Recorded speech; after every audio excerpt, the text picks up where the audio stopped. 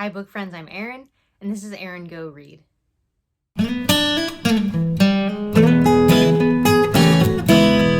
This is part one of my January wrap-up. I read somehow 11 books in the month of January. There were some audiobooks in there, and there were some books that I was reading in late December that I finished in January. So I am surprised, though, at how many books I managed to read in January because I was doing a whole lot of working as well. So, spoiler alert, February is not going as well.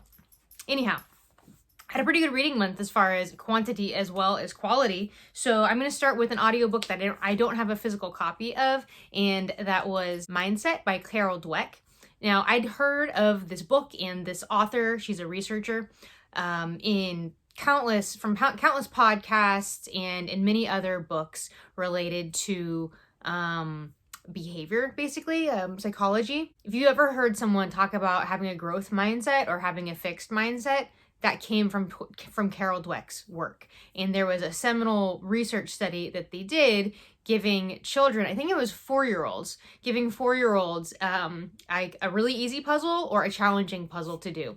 And they talked to the kids about why it was that they chose either the easy one or why they chose the hard one. And basically the ones who chose the easy one are kids who typically would grow up to have a fixed mindset, and the ones who chose the harder one, who wanted the challenge because it was more fun that way because they got to learn, those are kids who have a growth mindset.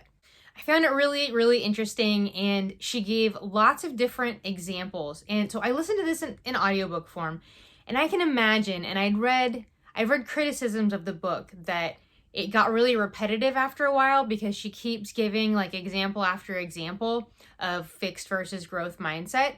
And while that's true, I still think there was a lot of value in doing that, because there are times when, me as the reader, or in this case as the listener, I might necessarily relate to one example, but then I really relate to another example. And so there were times where I'm like, oh yeah, I totally have a growth mindset. And then like, wham, ooh, maybe I do have a bit of a fixed mindset in that area. And that's one of her points, is that it's not 100% fixed or 100% growth mindset. You can have a mix. You can be mostly growth mindset oriented, and then there's one particular area of your life that you really have a fixed mindset about. And she really gets into a lot of parenting ideas about this too, and about the idea of praising your children for more the effort and the process than the outcome. Because if you're only praising the outcome, then they can have a fixed mindset. And even if it's a positive thing, like you're so smart, versus your kid gets an A on on their report card or on a test or something like that, rather than praising them for being smart, you praise them for, oh, you must have worked really hard. Or I've seen kids, there are kids in my own life who I know went through this, where they were the smart kid, like in elementary school through middle school, and then when they got to high school, they didn't have the work ethic because they were so smart, and they'd always been they always just saw themselves as smart and not having to see themselves as like a hard worker. And so then all of a sudden, when the work got harder, the demands greater in high school, they just kind of crumbled. And if your image is really wrapped up in that label of being smart or being athletic or whatever it is, rather than on the work ethic that goes along with it, then when that is challenged, it can be crushing. So I gave 4 stars to Mindset by Carol Dweck. And I actually have 2 nonfiction books. Whoa, mosquito. Did I get it? No.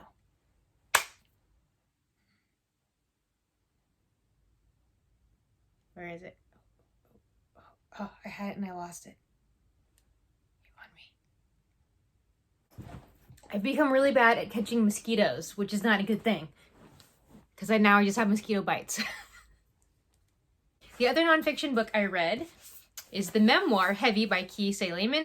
This one I also read via audiobook, and it is read by the author Kiese Laymon. This is probably the most raw and honest thing I have ever read.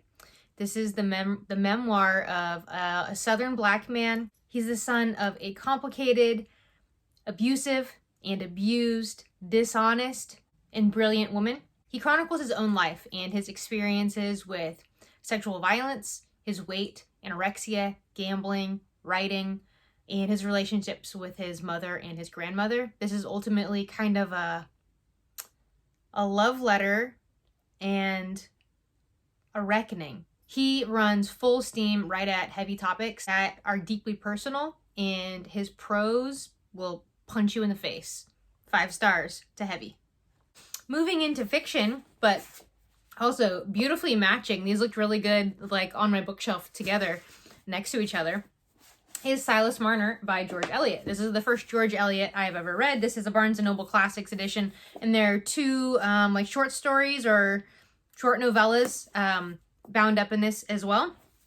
Silas Marner, our main character, the titular character, is the weaver of Raveloe, the village that he lives in, and he is kind of a miser, a loner. He sticks to his house and his business, and he basically only deals with people because he has to. We know that he has some sort of complicated past, which is eventually revealed, but kind of the story really starts off with our introduction to him, and then a second plot line with the squire's 2 sons. Eventually, kind of our plot lines will meet. Silas's story really begins when his cherished gold, which he counts on a nightly basis, like Scrooge himself, is stolen. And he kind of, through this act, he is kind of thrust back into the forefront of village life and having to, and dealing with people. And then shortly after, a little girl shows up on his doorstep, and he finds her mother fallen dead in the snow, and he then adopts this little girl and names her Eppie. And so he has lost his gold, but now this golden-haired child is in his life. As I said, we also follow the squire's sons and also a young lady named Nancy Lammeter. It's a story of good and evil, of redemption and reaping what one has sown. And there's some really great portrayals of different types of relationships in this book, too, that I really enjoyed. And I think probably maybe one of my favorite, I guess, tropes is where we have some sort of miserly, curmudgeon, loner type person who really lives like isolated in their head, and then due to circumstance and kind of the intrusion of other characters, the person is loved and softens and grows and becomes a much more lovable person. Books that make me think of that are Eleanor Oliphant is Completely Fine. Frederick Bachman has a couple books. Britt Marie was here, and A Man Called Uva. Those all have those same kind of tropes. Also, the movie Jack Nicholson about Schmidt, too, follows that same kind of trope that I really enjoy. So ultimately, I gave 4 stars to Silas Marner. Then we have The Magician's Nephew by C.S. Lewis. So, one of my kind of projects, I suppose, this year is reading more of the canon, reading more of the, books from the PBS Great 100 Read or the BBC Greatest Books That Shaped Our World, or whatever that long title is.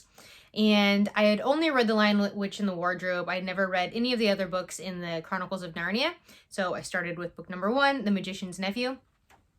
Just a brief kind of synopsis of the book. Basically, Diggory and Polly are neighbors in London. They're children. They become friends. And Diggory lives with his uncle because his mother is very ill. His uncle Andrew is a self-proclaimed magician. He shows Diggory and Polly these magic rings. Polly touches one. She vanishes. Diggory goes after her. Thus begins the adventure, basically. It's a biblical allegory. I think if you are a Christian parent, absolutely read these books with your kids. We basically literally have Genesis. So we experience the Genesis of Narnia in this book, and the plotline very much portrays the creation story from the book of Genesis. Mosquito. When the kids get to Narnia, the Narnia has just been sung into existence by Aslan the lion. What I really enjoyed about this, too, is seeing how the inspiration for so many other fantasies to come after. Diggory, for example, we have Cedric Diggory in Harry Potter. even when they first touch the rings and they first like vanish to this other world, they don't go immediately into Narnia. They're in this kind of like forest lobby for portal worlds. And that was very much that same kind of thing was in The Magicians by Lev Grossman. There were other things that I can't think of off the top of my head that I noticed as well. Of course, some of the, you know, the genesis of The Lion, the Witch, and the Wardrobe is in this book as well, because it is the book before it. So there were a couple like, oh, cool moments as I was reading this. So I really loved it. I could certainly see rereading it, and I'm looking forward to reading the rest of the series. 4 stars to The Magician's Nephew. And then we're going to finish up with a couple mysteries. So I Am Half Sick and Nearly Dead. I cannot say this title. I'm Half Sick of Shadows by Alan Bradley. This is a Flavia De Luce mystery novel. And as you may be able to tell from the cover, this is a Christmas book, or a mystery set at Christmas. So Flavia is this, I think she's a 10-year-old, I want to say. And she is just, she's brilliant. She's a chemist, whiz. She loves poisons, because what 10-year-old doesn't love poisons? She lives in this big, like, manor estate, but there's a major financial problems going on, and her father basically, like, leases out their house to a film company to film a movie at their house. So the actors and crew and everything are, like, staying at the house, and then they're gonna actually shoot the film at the house. We get Flavia interacting with all the normal characters and her dad and Dogger and her sisters, and then with the film crew and the actors. This is a mystery novel. There's a body, and, you know, plot ensues and all. One of the things kind of just like development-wise that I enjoyed about the story is the inspector, detective, or whatever he is. At this point, this is the 4th, I believe, and at this point, he basically just accepts that Flavia is going to do her own investigating, and he is just kind of resigned to that fact, and involves her a little bit more willingly at this point, because he knows there's just no sense in fighting it. One thing that might bother some readers, and I just enjoy the characters so much that it doesn't bother me, but there was like a good way into the book, like at least over 100 pages, I think, before there was a body and we were actually solving the mystery. So it was quite a lot of just like setup and character work happening before we get to that point, but I still really love it. I really enjoyed it. I just love being with Flavia and in these characters. 3.5 stars for I'm Half Sick of Shadows. I got it.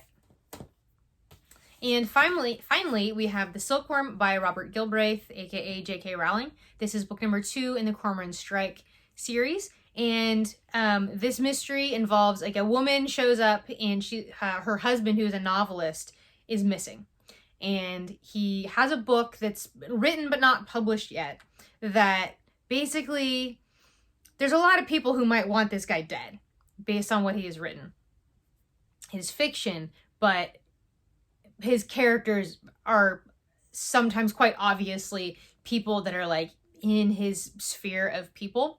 So Cormoran, with the help of his assistant Robin, have to get in there and figure out where this guy is he dead, all that. We get kind of the progression of Cormoran and Robin's relationship in the professional sense, and getting to know each other, but also in the professional sense, and Robin kind of having to assert herself and saying, basically, I don't want to just be your secretary. I want to learn. I want to learn from you, and I want to actually be an investigator like you, and really loved it. I listened to this on audiobook, and it was a really great audiobook. I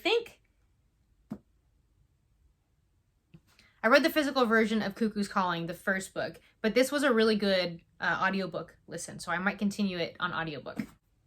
These are the first 6 books that I finished in the month of January and the year of 2020. Have you read any of these books, or are you now planning to read any of these books? Thank you for watching. See you around the tubes.